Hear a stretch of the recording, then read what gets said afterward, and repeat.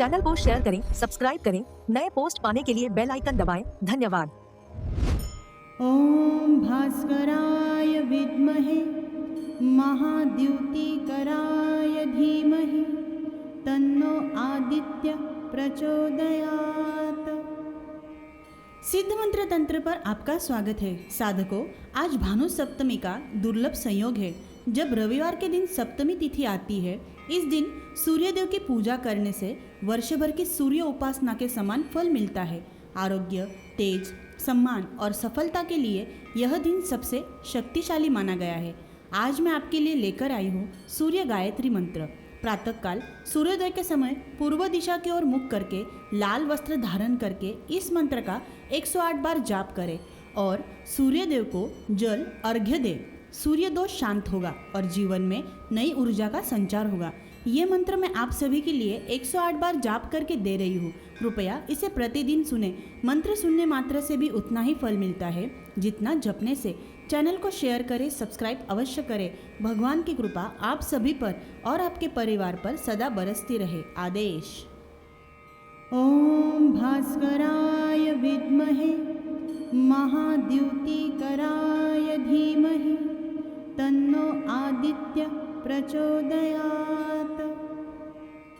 ओम भास्कराय विद्महे महाद्युतिकराय धीमहि तन्नो आदित्य प्रचोदयात्। ओम भास्कराय विद्महे महाद्युतिकराय धीमहि तन्नो आदित्य प्रचोदयात्। ओम भास्कराय विद्महे महाद्युतिकराय धीमहि तन्नो आदित्य प्रचोदयात्। ओम भास्कराय विद्महे महाद्युतिकराय धीमहि तन्नो आदित्य प्रचोदयात्। ओम भास्कराय विद्महे महाद्युतिकराय धीमहि तन्नो आदित्य प्रचोदयात्। ओम भास्कराय विद्महे महाद्युतिकराय धीमहि तन्नो आदित्य प्रचोदयात्। ओम भास्कराय विद्महे महाद्युतिकराय धीमहि तन्नो आदित्य प्रचोदयात्। ओम भास्कराय विद्महे महाद्युतिकराय धीमहि तन्नो आदित्य प्रचोदयात्। ओम भास्कराय विद्महे महाद्युतिकराय धीमहि तन्नो आदित्य प्रचोदयात्। ओम भास्कराय विद्महे महाद्युतिकराय धीमहि तन्नो आदित्य प्रचोदयात्। ओम भास्कराय विद्महे महाद्युतिकराय धीमहि तन्नो आदित्य प्रचोदयात्। ओम भास्कराय विद्महे महाद्युतिकराय धीमहि तन्नो आदित्य प्रचोदयात्। ओम भास्कराय विद्महे महाद्युतिकराय धीमहि तन्नो आदित्य प्रचोदयात्। ओम भास्कराय विद्महे महाद्युतिकराय धीमहि तन्नो आदित्य प्रचोदयात्। ओम भास्कराय विद्महे महाद्युतिकराय धीमहि तन्नो आदित्य प्रचोदयात्। ओम भास्कराय विद्महे महाद्युतिकराय धीमहि तन्नो आदित्य प्रचोदयात्।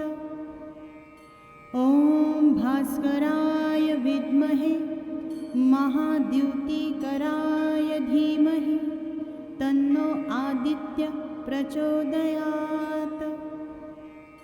ॐ भास्कराय विद्महे महाद्युतिकराय धीमहि तन्नो आदित्य प्रचोदयात्।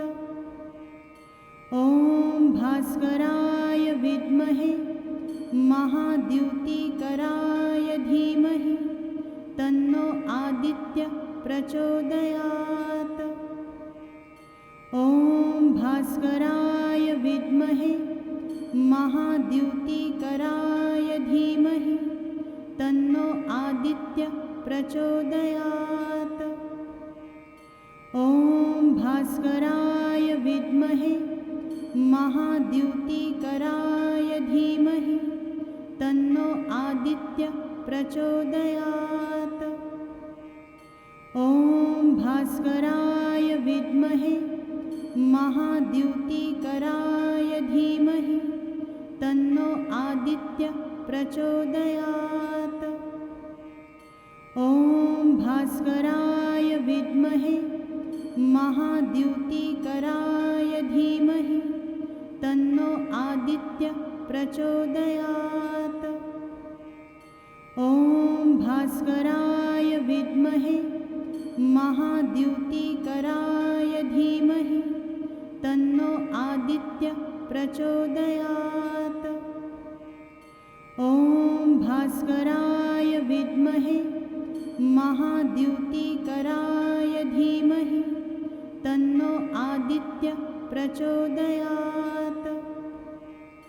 ॐ भास्कराय विद्महे महाद्युतिकराय धीमहि तन्नो आदित्य प्रचोदयात्।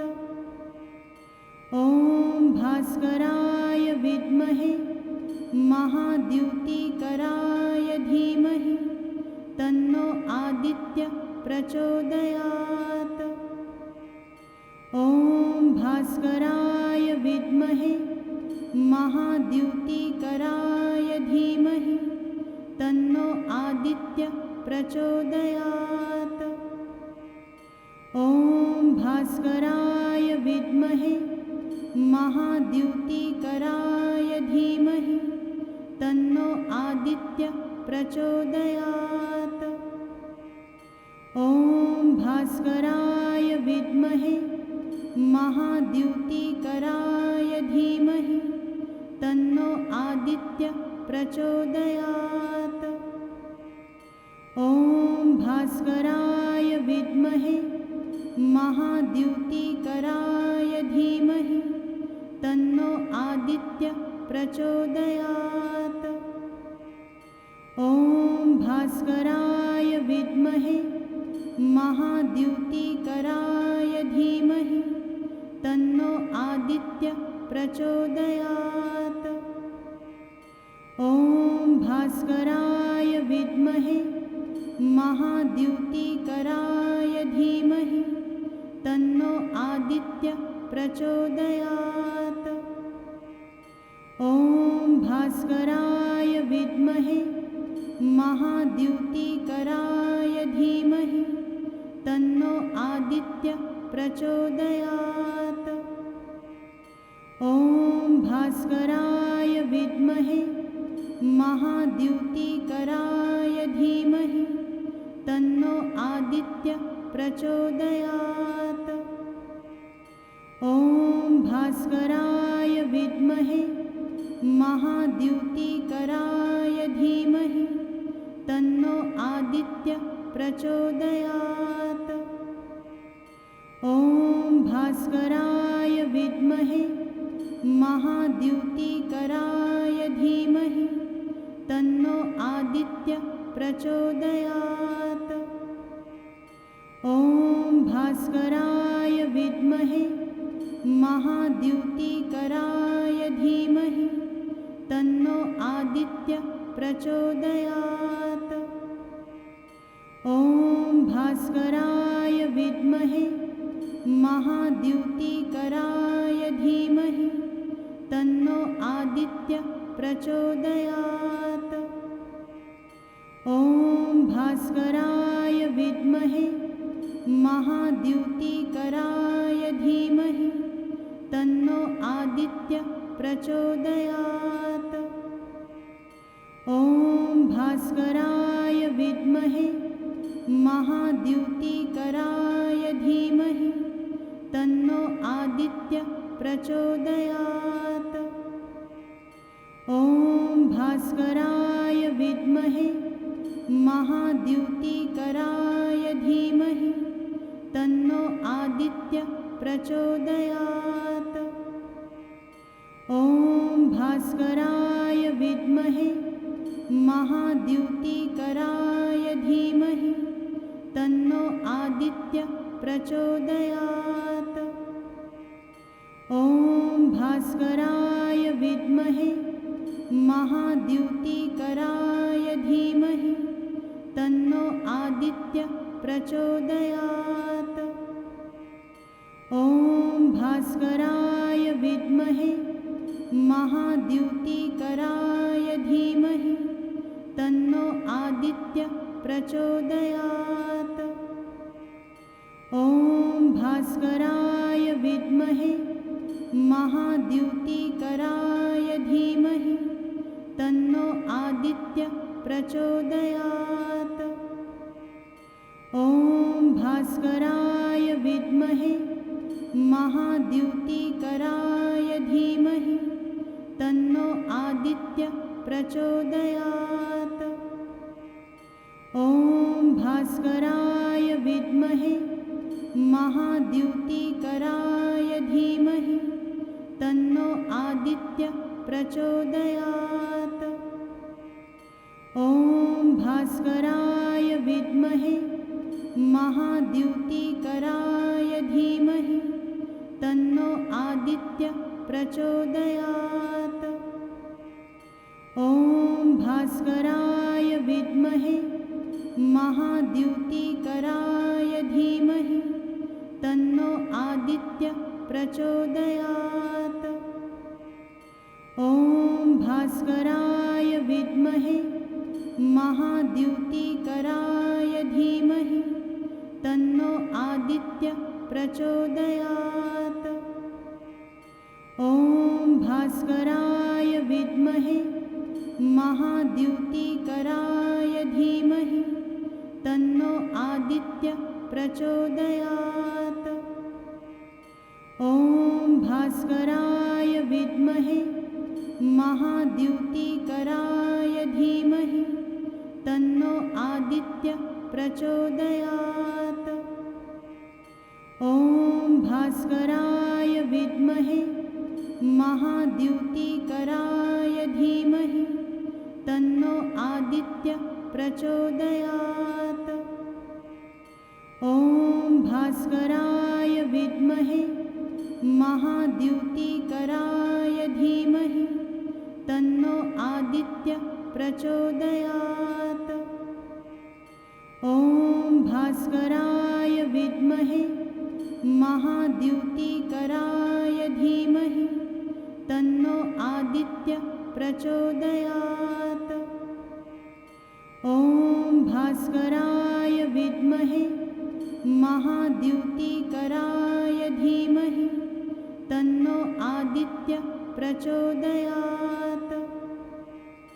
ॐ भास्कराय विद्महे महाद्युतिकराय धीमहि तन्नो आदित्य प्रचोदयात्। ॐ भास्कराय विद्महे महाद्युतिकराय धीमहि तन्नो आदित्य प्रचोदयात्।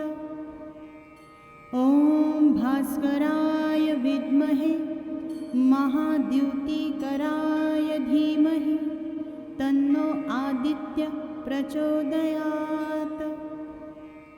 ॐ भास्कराय विद्महे महाद्युतिकराय धीमहि तन्नो आदित्य प्रचोदयात्। ॐ भास्कराय विद्महे महाद्युतिकराय धीमहि तन्नो आदित्य प्रचोदयात्। ॐ भास्कराय विद्महे महाद्युतिकराय धीमहि तन्नो आदित्य प्रचोदयात्। ॐ भास्कराय विद्महे महाद्युतिकराय धीमहि तन्नो आदित्य प्रचोदयात्। ॐ भास्कराय विद्महे महाद्युतिकराय धीमहि तन्नो आदित्य प्रचोदयात्। ॐ भास्कराय विद्महे महाद्युतिकराय धीमहि तन्नो आदित्य प्रचोदयात्। ॐ भास्कराय विद्महे महाद्युतिकराय धीमहि तन्नो आदित्य प्रचोदयात्। ॐ भास्कराय विद्महे महाद्युतिकराय धीमहि तन्नो आदित्य प्रचोदयात्। ॐ भास्कराय विद्महे महाद्युतिकराय धीमहि तन्नो आदित्य प्रचोदयात्। ॐ भास्कराय विद्महे महाद्युतिकराय धीमहि तन्नो आदित्य प्रचोदयात्। ॐ भास्कराय विद्महे महाद्युतिकराय धीमहि तन्नो आदित्य प्रचोदयात्। ॐ भास्कराय विद्महे महाद्युतिकराय धीमहि तन्नो आदित्य प्रचोदयात्। ॐ भास्कराय विद्महे महाद्युतिकराय धीमहि तन्नो आदित्य प्रचोदयात्। ॐ भास्कराय विद्महे महाद्युतिकराय धीमहि तन्नो आदित्य प्रचोदयात्। ॐ भास्कराय विद्महे महाद्युतिकराय धीमहि तन्नो आदित्य प्रचोदयात्। ॐ भास्कराय विद्महे महाद्युतिकराय धीमहि तन्नो आदित्य प्रचोदयात्। ॐ भास्कराय विद्महे महाद्युतिकराय धीमहि तन्नो आदित्य प्रचोदयात्। ॐ भास्कराय विद्महे महाद्युतिकराय धीमहि तन्नो आदित्य प्रचोदयात्। ॐ भास्कराय विद्महे महाद्युतिकराय धीमहि तन्नो आदित्य प्रचोदयात्। ॐ भास्कराय विद्महे महाद्युतिकराय धीमहि तन्नो आदित्य प्रचोदयात्। ॐ भास्कराय विद्महे महाद्युतिकराय धीमहि तन्नो आदित्य प्रचोदयात्।